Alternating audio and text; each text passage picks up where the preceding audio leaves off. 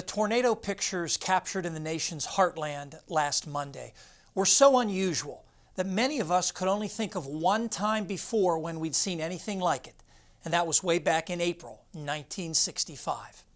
Here's that iconic photograph from nearly 50 years ago during the infamous Palm Sunday tornado outbreak. These twin tornadoes hit Elkhart County, Indiana. It was none other than Dr. Theodore Fujita, who would soon develop the Fujita or F scale of tornado damage, who wrote the definitive paper on that outbreak, concluding that the twin vortices actually resulted from the rare splitting of a single large tornado. That was not how these two large and violent tornadoes formed near Pilger, Nebraska last Monday, though the picture is eerily similar to the one from 1965. Instead, the Nebraska twin tornadoes were both spawned by the same isolated supercell thunderstorm.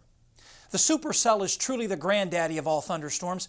The entire cloud mass of a supercell rotates, nearly always counterclockwise in the northern hemisphere, and almost always around just one center. But the Pilger, Nebraska supercell was so big, the two centers of rotation formed, separated by a few miles, each spawning a large and destructive tornado. In addition to rotation, another characteristic that distinguishes supercells from ordinary thunderstorms is their oftentimes otherworldly appearance. You're looking at a few examples. If a supercell spawns a tornado, it's typically from the lowered wall cloud that protrudes from and hangs beneath the main thunderstorm body, like some alien mothership descending to Earth. You almost want to say, "Beam me up, Scotty." These phenomenal photographs might seem fake or altered. They're not. But you can certainly understand why chasers and meteorologists in the central U.S. often call supercells high plains magic. What the Pilger supercell did last Monday, essentially produced twin tornadoes, is rarely observed. What happened 2 days later in South Dakota is a bit more common, but just as dramatic.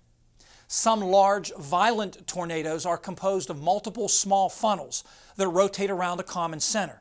These so-called suction vortices are often not visible, but near Woonsocket, South Dakota last Wednesday, they were clear as day. At times, you could see 4 or 5 smaller whirlwinds embedded within the larger tornadic circulation.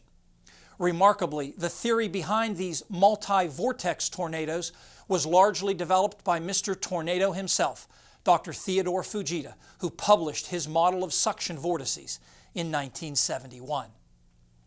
All these images remind me of a saying that's well known in my field from Lewis Richardson, an early 20th century meteorologist. He said, "Big whirls have little whirls that feed on their velocity, and little whirls have lesser whirls, and so on to viscosity."